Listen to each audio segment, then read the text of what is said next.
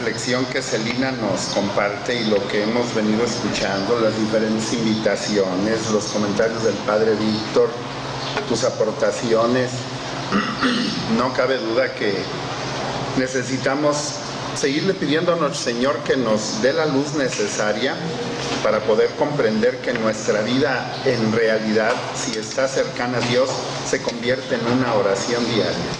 Y a propósito quiero mandarle un saludo a Salvador Olivares, un familiar cercano de uno de nuestros colaboradores aquí en el programa, que le acaban de detectar un cáncer muy agresivo. Bueno, Salvador, ánimo, acércate al Señor, pon tu confianza y tu fe en Él y acepta con alegría esta enfermedad que Dios te manda a ti y a todos nuestros hermanos enfermos. Solamente cuando le ofrece uno al Señor sus dolores y sus sufrimientos, el dolor tiene sentido. De otra manera, renegamos, maldecimos, lloramos, nos deprimimos, nos queremos quitar la vida. Pero cuando tomamos a Cristo de la mano y hacemos de nuestro dolor una oración y de nuestra oración hacemos una vida, entonces el ser humano le encuentra sentido a la existencia. Y pasaba por mi mente, Padre Víctor, aquella indicación que Pablo, si mal no recuerdo, a través de la carta a los Filipenses, nos insiste de que oremos sin cesar. Y cruzaba por mi mente ahorita que venía en el camino, ya tengo el tema ya preparado, pero bueno, cruzaba por mi mente aquel trayecto extenso que realiza el peregrino ruso, ese libro tan tradicional y que nos ayuda a comprender lo que es la oración, y cómo este peregrino ruso, después de mucho caminar, de una vida llena de sufrimiento, huérfano desde muy pequeña edad y transitando para comprender por qué Pablo insistía en que había que orar sin cesar. Después de muchos años de caminar, por fin encuentra podríamos decir, a un asceta, a un ermitaño, a un hombre de Dios. Y recuerdo que le dice, orar sin cesar, que es lo que quieres saber cómo realizarlo, pues se va a reducir a que tu respiración, tu expiración, tu aspiración del aire para que puedas sobrevivir, conviértela en oración. Y le decía este asceta, este hombre de Dios, al peregrino ruso, repite constantemente, Jesús, ten misericordia de mí. Pero para que lo hagas vida, vas a repetirla por 3000 veces en el día. Entonces, cada vez que aspires el aire, cada vez que lo eches fuera, pues vas a ir diciendo, Jesús, ten misericordia de mí. Y estas palabras son las palabras que el mismo Señor Jesús pone en boca de aquel pecador que entró al templo junto con el publicano. Y mientras el publicano decía, Señor, yo no soy como este hombre pecador, yo pago el diezmo de la ruda, de la menta, del anís, yo no soy como él. Arrogante le decía a Dios que era digno.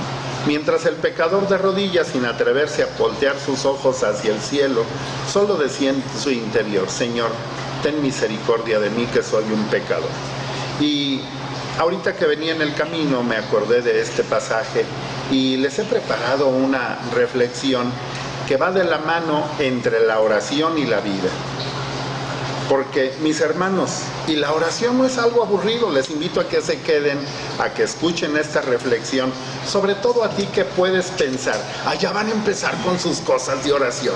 Miren, los comunistas, los socialistas, llegaron a gritar por años, el tiempo dedicado a la oración es tiempo perdido. Plutarco Elías Calles y su gobierno en nuestra patria daba órdenes de que había que convertir cada templo en una caballeriza. Y cuando se enfrenta y se ataca de esta manera la vida íntima con Dios, el mundo se vuelve un caos. ¿Lo dudas? Voltea en tu entorno. ¿Cómo está el mundo? Porque no le dedicamos un espacio de tiempo a nuestra intimidad con Dios. Entonces, para poder vivir en paz, necesitamos orar. Y para poder orar, pues es necesario saber vivir, ya que la vida y la oración son inseparables. Una vida sin oración, mis hermanos, es como una vida que ignora la dimensión esencial de la existencia. Como una vida que se contenta con lo visible, sin descubrir la inmensidad y la eternidad del destino humano. Descubrir a fondo la oración significa descubrir, afirmar, vivir el hecho de que todo tiene dimensión de eternidad y de inmensidad. El mundo en que vivimos no es un mundo profano, aunque muy a menudo logramos nosotros profanarlo. De suyo, este mundo salió de las manos de Dios y por lo tanto es amado por Él. Para entender el valor que Dios atribuye a este mundo, nos basta pensar en la vida y en la muerte de su Hijo Jesucristo.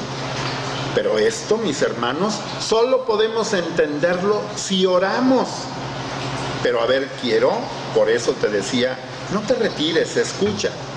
Orar no tienes que estar de rodillas todo el santo día de Dios. A veces les he preguntado a mis alumnos en la prepa, en la universidad, ¿quién de ustedes quiere ser santo? Y me dicen, ay no, tener que estar de rodillas a rezar y rece y tener que ir al templo. Eso es una idea equivocada de lo que es la oración. Además, la oración no solo son rezos y rezos y rezos y un librito del encuentro y de las oraciones y de mis oraciones diarias y estar a leer y leer. No, eso no son los rezos, esa no es la oración, perdón, no. Esto solo lo vamos a poder entender si oramos. Como solo orando podemos entender que cuanto nos rodea tiene un valor sagrado a los ojos de Dios. No orar, por lo tanto, significa dejar a Dios fuera de nuestra vida. Y no solo a Dios, sino con Él a todo lo que Dios puede significar en el mundo que ha creado y en este mundo que habitamos. Si queremos aprender a orar, mis hermanos, es preciso, ante todo, que nos hagamos, y ya lo decía el doctor Mosqueda, y lo decía el padre Víctor con los comentarios a las invitaciones que hoy se les han hecho. Si queremos aprender a orar, es preciso, ante todo, que nos hagamos solidarios de la realidad entera del hombre, de su destino, y también, mis hermanos, en la encíclica Laudato Si, que nos hagamos responsables y solidarios del destino de nuestro planeta, del mismo universo. Tenemos que asumirlo enteramente. Este es, en el fondo, el acto esencial cumplido por Dios en la encarnación y que se vuelve intercesión, esta encarnación, que es Cristo, para nosotros. Él, al haberse encarnado, entonces es nuestro intercesor ante Dios Padre. Ordinariamente, cuando pensamos en la intercesión, cuando yo oro por los demás, cuando ustedes pidieron a Dios por mi salud y mi recuperación, ustedes fueron intercesores ante Dios para que me restituyera la salud. Así que cuando pensamos en la intercesión, creemos que consiste en recordarle a Dios de manera bonita las cosas que llegamos a creer que Él ha olvidado. En realidad, la intercesión consiste en dar un paso que nos lleva al interior de una situación trágica. Un paso que es cualitativamente igual que el de Cristo cuando se hace hombre una vez para siempre. Con respecto al mundo, nosotros debemos dar un paso que nos introduzca, les decía, en una situación solidariamente de la que ya nosotros ya no deberíamos de salir.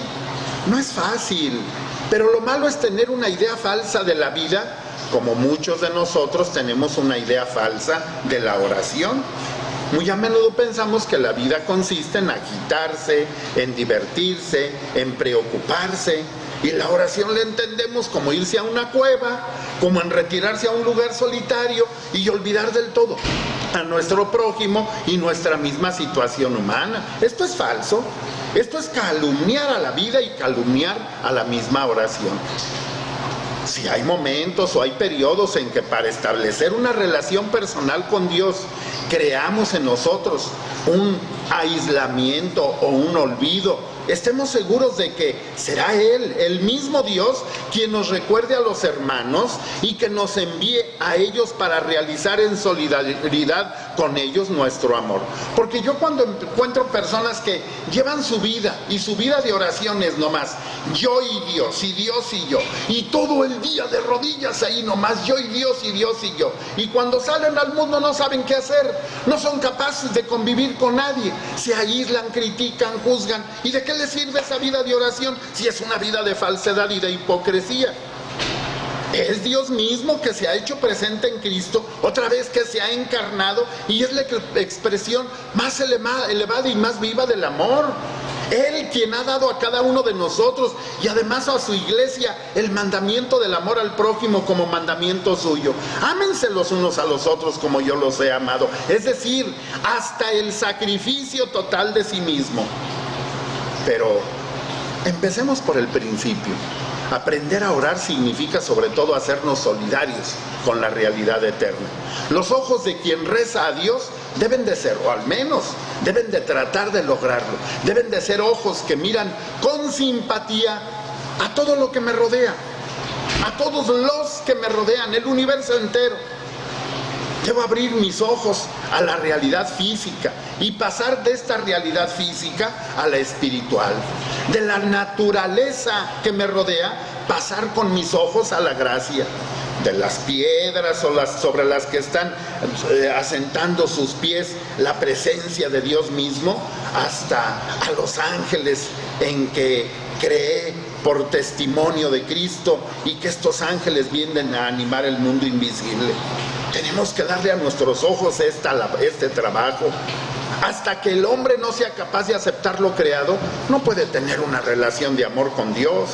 Escuchaba a una persona que me hablaba sobre la metafísica y 19, 20 años metida en el agnosticismo y en todas estas cosas, y cuando viene a pedirme una orientación le pregunto: ¿y todo ese tiempo no has encontrado lo que buscabas ahí? ¿Te has quedado solo con las cosas, maravillada de las cosas que Dios ha creado? Nos dice el libro de la sabiduría, no recuerdo si es el libro de los proverbios. Se han quedado con las criaturas y no han sido capaces de descubrir al Creador. Le preguntaron a este astronauta ruso, Yuri Gagarin: cuando fuiste en tu primer viaje al espacio, ahora que has regresado, el primer Sputnik que sale de nuestra atmósfera, ¿lograste ver a Dios? Y dijo: no lo encontré por ningún lado. ¿Cómo si era un comunista y un ateo? Y no fue capaz de ver la creación, los astros, las constelaciones, las galaxias. Y así estamos muchos en la vida. Me maravillo de la creación de la mujer, de la creación del hombre, pero no doy una visión más allá para preguntarme: si Dios ha sido capaz de crear esta belleza de mujer, si Dios ha sido capaz de crear esta belleza de hombre, ¿cómo no alcanzo a pensar qué tan grande es el que la ideó, el que pensó en el hombre? Existe una unidad en el todo y Dios se halla en el centro de esta unidad. Dios es como el rostro de lo real, mis hermanos, el corazón del universo.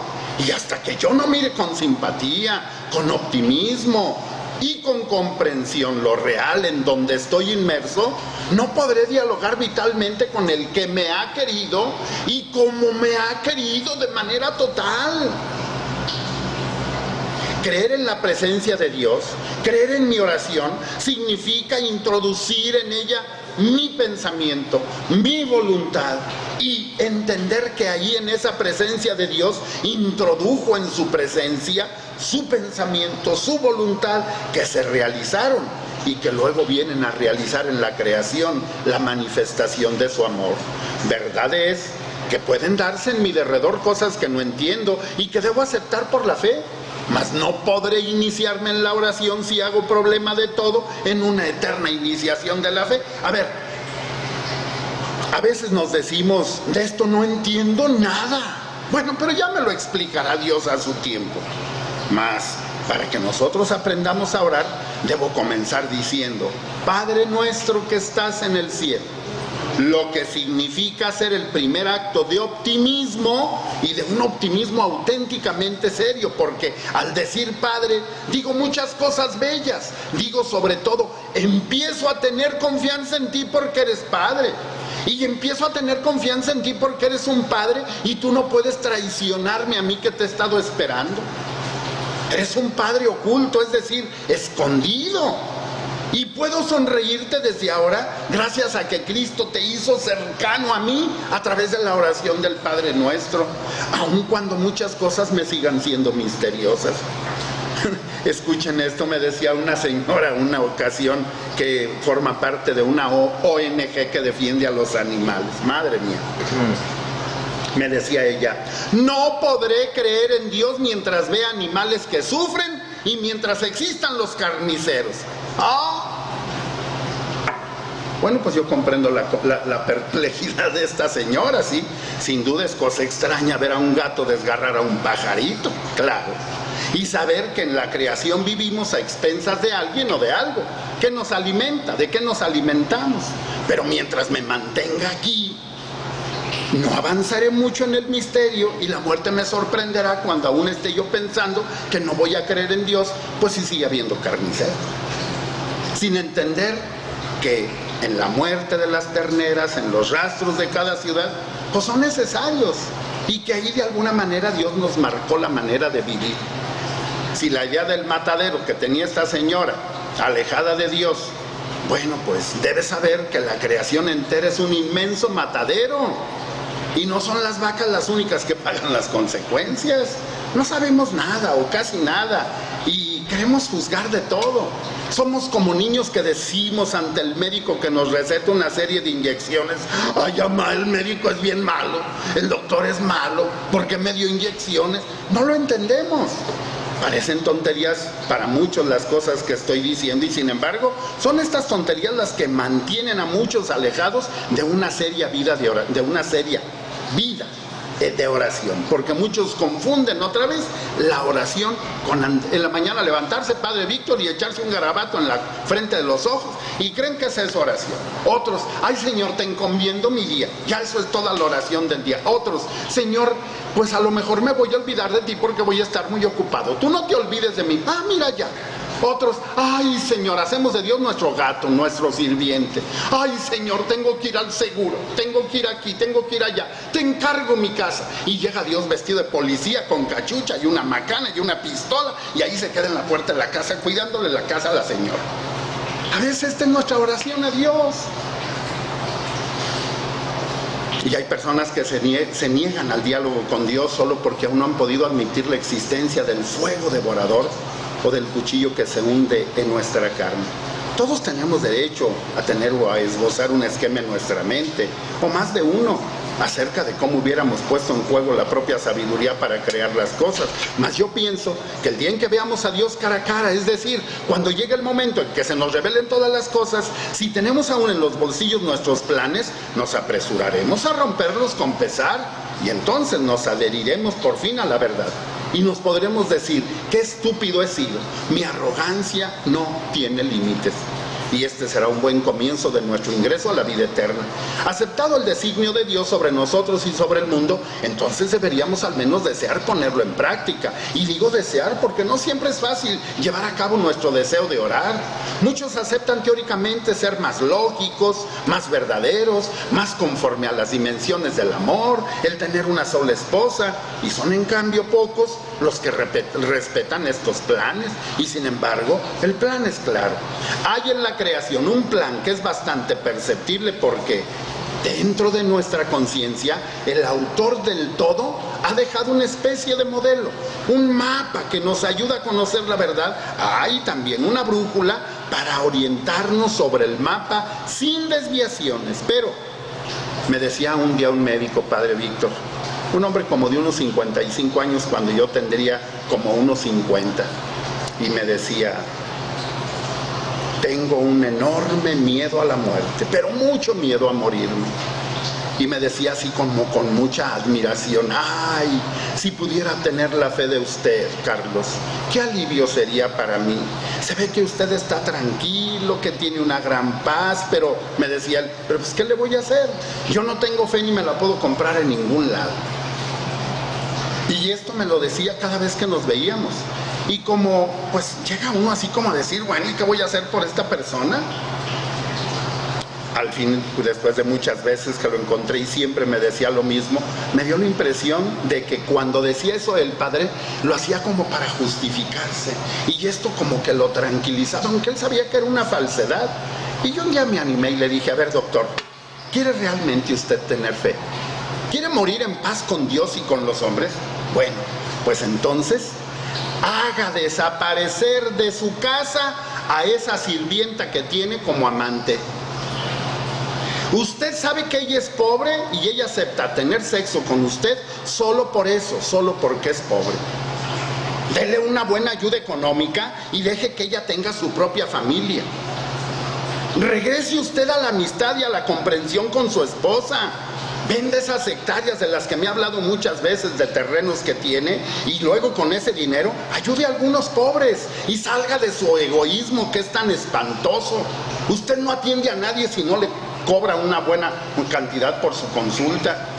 Usted deje de ver a los hombres usted tiene que ver a los hombres de una manera diferente. Deje de verlos como si todos fueran perversos o malvados. Y cuando usted haga eso ya lo verá. Tenga confianza en lo que le digo. Le decía yo, mire, no va a pasar un año después de que usted ponga en orden su vida y va a empezar a ver cómo se va a agigantar su fe. Y luego esa fe se va a volver como un árbol, como un roble. Y van a salir todas sus dudas de su interior. Van a salir sus miedos a la muerte. Padre, fíjate que me equivoqué solamente en las fechas. No tuvo que pasar un año. A los pocos días, ese hombre tomó la decisión de hacer lo que le sugerí. Despachó a su sirvienta, se deshizo de sus terrenos que tenía por allá. Me consta porque estuve presente, distribuyó parte de su dinero entre los pobres, luego se acercó a la reconciliación con Dios y lo vi cómo se empezó a acercar a comulgar. Sé que esto que yo les digo, bueno, pues no es algo nuevo, Padre, pero permítanme que les insista, este es el camino. A menudo nuestra oración da con el filón, con la riqueza exacta. Y esa riqueza, ese filón, es vital y es abundante en cuanto nos decidimos a aceptar la voluntad de Dios sobre nosotros, sea la que fuere y donde quiera que nos salga al encuentro. Hay una relación estrecha entre la oración y la vida, mis hermanos. Si queremos vivir, tenemos que hacer nuestra oración una vida. Y si no encuentro la manera de orar, tengo que convertir mi vida en una oración. A menudo las vemos muy distantes una de otra, pero de repente cuando le abrimos el corazón a Cristo, las vemos cercanas. Y al final de nuestra vida debemos verlas como eso, como una misma cosa. Orar, por lo tanto, es vivir, y vivir es orar. Que el Señor ilumine tu interior para que empieces a hacer de tu vida una oración y puedas vivir plenamente tu amistad con Dios y con tus hermanos. Que tengan un hermoso